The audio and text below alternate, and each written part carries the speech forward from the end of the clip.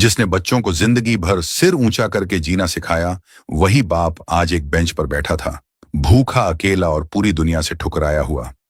सोमपाल जी की आंखें आंसुओं से भरी थीं, चेहरे पर मायूसी जैसी छाई हुई थी। घर में ऐसी खामोशी थी जैसे सब कुछ रुक गया हो। दोपहर को ही उन्होंने अपनी जीवन संगिनी सुषमा देवी का अंतिम संस्कार किया था और शाम होते होते दूर दराज के रिश्तेदार लौट चुके थे। कुछ रिश्तेदार अब भी बैठक में बैठे आगे की जिम्मेदारियों पर बात कर रहे थे। तभी उनका बड़ा बेटा विशाल बोल पड़ा, जो करना है आप लोग देख लो। मेरी कल ऑस्ट्रेलिया की फ्लाइट है और अब मुझसे ज्यादा छुट्टी नहीं ली जाएगी। वैसे भी जो होना था वह तो हो चुका। अब यहां रुके रहने से मम्मी वापस तो नहीं आ सकती। ये सुनते ही पूरे घर में जैसे सन्नाटा छा गया। एक बुजुर्ग पिता की आंखों के सामने उसके अपने ही बेटे ने संवेदना की आखिरी डोर भी तोड़ दी। सोमपाल जी के दो बेटे थे, बड़ा बेटा विशाल और छोटा बेटा अजय। ने तो पहले ही फोन कर दिया था कि वह नहीं आ सकता, और जब विशाल आया तो उसकी बातें ऐसी थीं जैसे उसे माँ बाप की मौजूदगी कोई मायने नहीं रखती। कई दिन गुजर गए, रिश्तेदार एक एक करके लौट गए। अब उस पुराने से घर में बचे थे बस दो लोग, सोमपाल जी और उनका पुराना सेवक रामदयाल। घर की हर दीवार में सुषमा देवी की यादें बसती थीं। एक रात अकेलेपन से थककर सोमपाल जी एक अपनी पुरानी डायरी लेकर बैठ गए। उन्होंने लिखा, सुषमा तुम चली गई और तुम्हारे जाने के बाद बेटों ने भी अपनी राह चुन ली। तुम नहीं हो, लेकिन तुम्हारी तस्वीर आज भी मुझसे पूछती है कि सोमपाल, क्या यही वह परिवार था जिसे हमने मिलकर संजोया था। सोमपाल जी सोचने लगे कि वह दिन जब विशाल पहली बार ऑस्ट्रेलिया गया था और वो मुस्कान जो बेटे की आंखों में देखकर उन्हें लगा था कि उनके सारे सपने पूरे हो गए। इंजीनियरिंग की पढ़ाई पूरी करने के बाद विशाल को ऑस्ट्रेलिया की नामी कंपनी में नौकरी मिल गई थी और वहीं से उसने अपनी नई जिंदगी की शुरुआत की। फिर 3 साल बाद आया शादी की और अपनी पत्नी को भी ऑस्ट्रेलिया ले गया।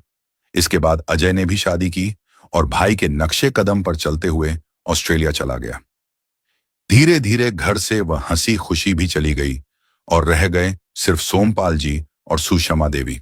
सुषमा सुधा देवी अब इस दुनिया में नहीं थी और उनके बिना सोमपाल जी का हर दिन, हर रात एक सजा बन चुका था।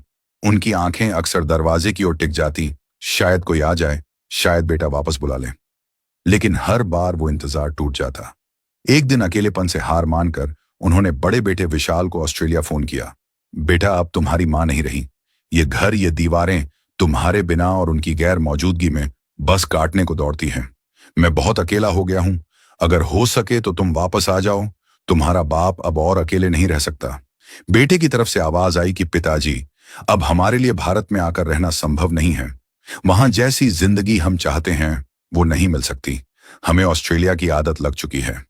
इतना सुनते ही सोमपाल जी समझ गए कि उनके बेटे अब सिर्फ विदेशी हो चुके हैं।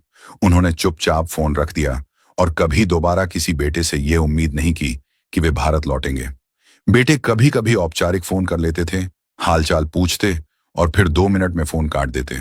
धीरे धीरे वह भी बंद हो गया। अब सोमपाल जी ने हालात से समझौता कर लिया था।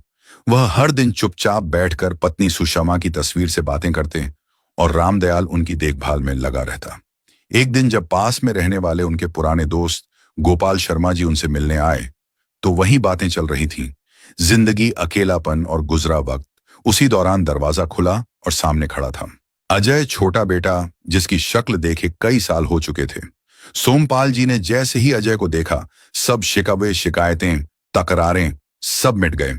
अपने बेटे को सीने से लगाते हुए सिर्फ इतना कहा, तू आ गया बेटा। अजय की आंखें भी भीग गईं। पिताजी, मैं आपको लेने आया हूं। आप अब अकेले नहीं रहेंगे। चलिए मेरे साथ ऑस्ट्रेलिया। हम सब अब आपके साथ रहेंगे। वहां सब आपका इंतजार कर रहे हैं और आप दुकान और मकान बेच दीजिए। अब इनका कोई मतलब नहीं। पास बैठे गोपाल शर्मा जी, जो अब एक प्रॉपर्टी डीलर बन चुके थे, उन्होंने धीरे से कहा, सोमपाल भैया, इतनी जल्दी मकान बेचना ठीक नहीं। पहले खरीदार मिले, सही दाम मिले, तब सोचिएगा, वरना नुकसान हो जाएगा। सोमपाल जी को भी यह बात ठीक लगी। वैसे भी यह घर सिर्फ ईंट पत्थर नहीं था, इसमें पत्नी सुषमा देवी की यादें भी थीं। आखिरकार उन्होंने फैसला किया कि घर और दुकान रामदयाल को संभालने के लिए सौंपकर वो अजय के साथ ऑस्ट्रेलिया चले गए। ऑस्ट्रेलिया की धरती पर कदम रखते ही सोमपाल जी ने महसूस किया कि वह अब सिर्फ एक नए देश में नहीं, बल्कि एक नई सोच और नए व्यवहारों की दुनिया में आ गए हैं।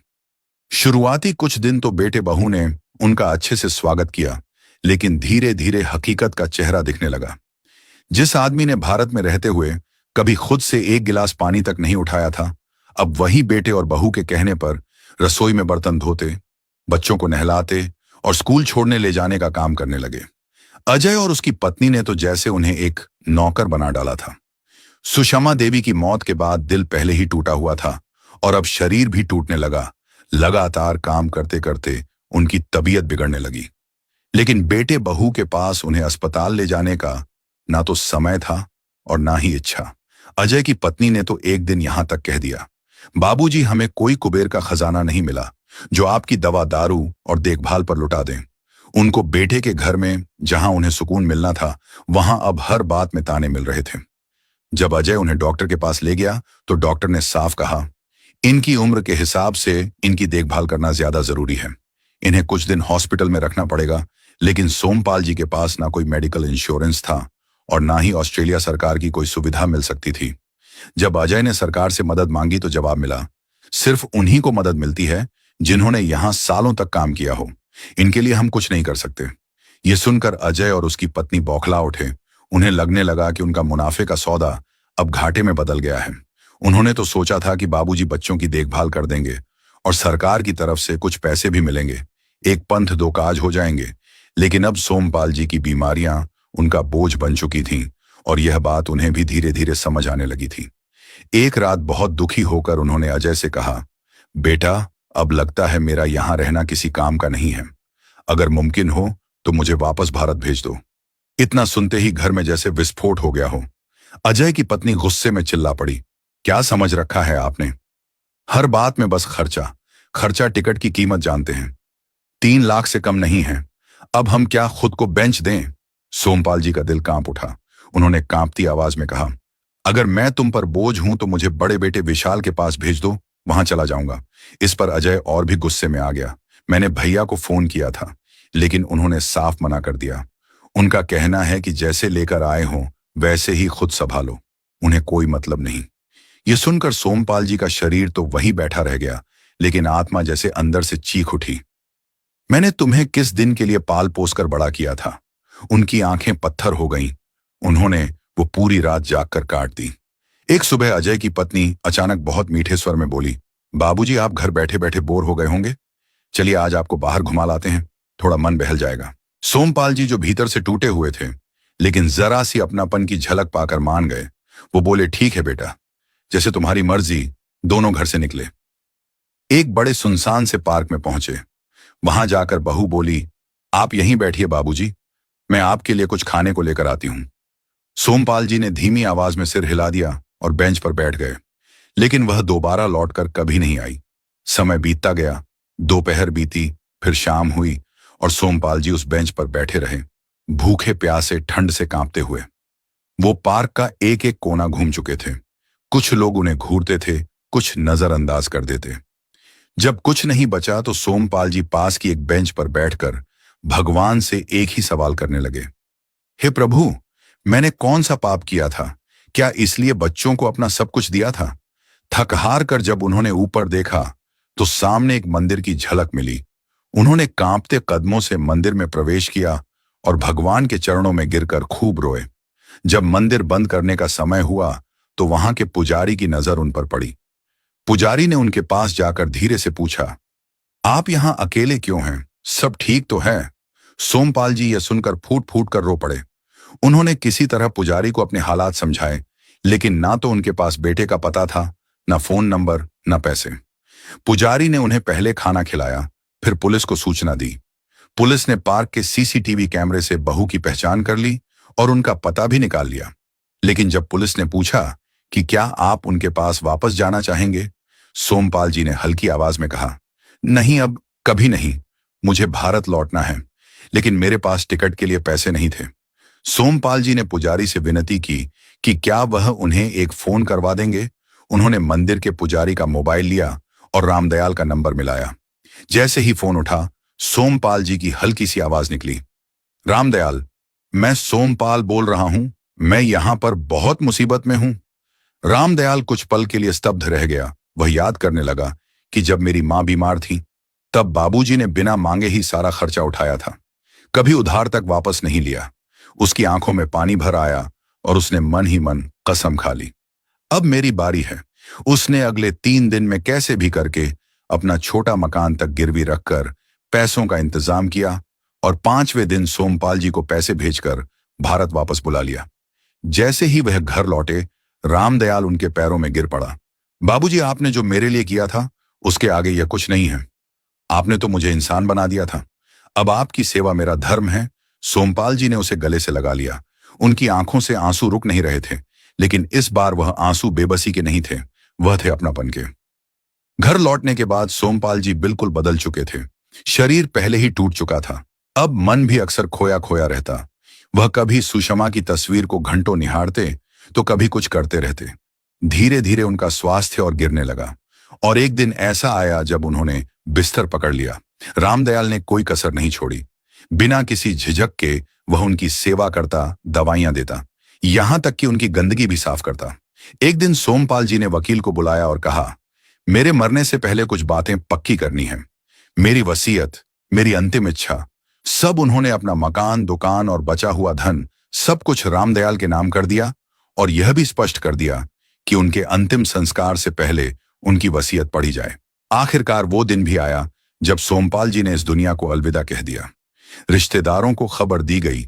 उनके दोनों बेटे अजय और विशाल दोनों ऑस्ट्रेलिया से आए, थके हुए चेहरे, औपचारिक दुख, लेकिन आंखों में कोई पछतावा नहीं। वकील साहब ने सभी को बुलाकर वसीयत पढ़नी शुरू की।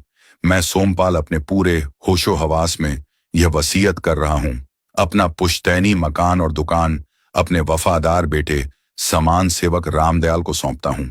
मेरे बैंक खाते में जो थोड़े बहुत पैसे बचे हैं वे भी सिर्फ उसी के होंगे। मेरी पत्नी सुषमा के गहने मेरी इच्छा अनुसार दोनों बेटों की पत्नियों को बराबर बांटे जाएं, क्योंकि यह मेरी पत्नी की अंतिम ख्वाहिश थी, लेकिन भी नहीं देना चाहता।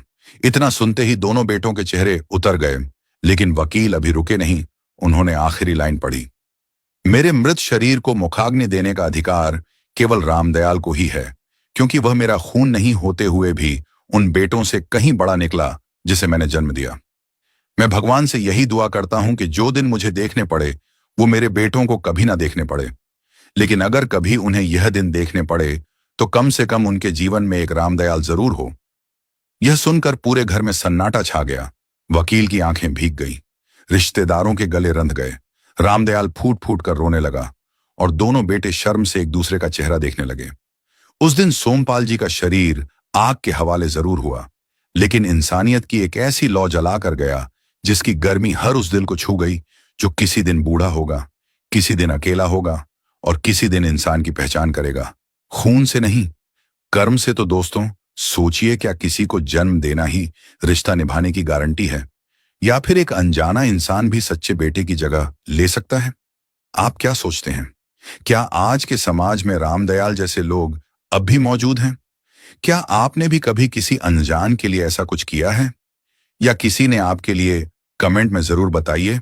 और अगर कहानी ने आपके दिल को छू लिया हो तो इस वीडियो को लाइक करें और हमारे चैनल को सब्सक्राइब जरूर करें, और कमेंट में अपनी राय के साथ अपना और अपने शहर का नाम जरूर लिखें। मिलते हैं अगले वीडियो में नई कहानी के साथ। तब तक के लिए जय हिंद, जय भारत।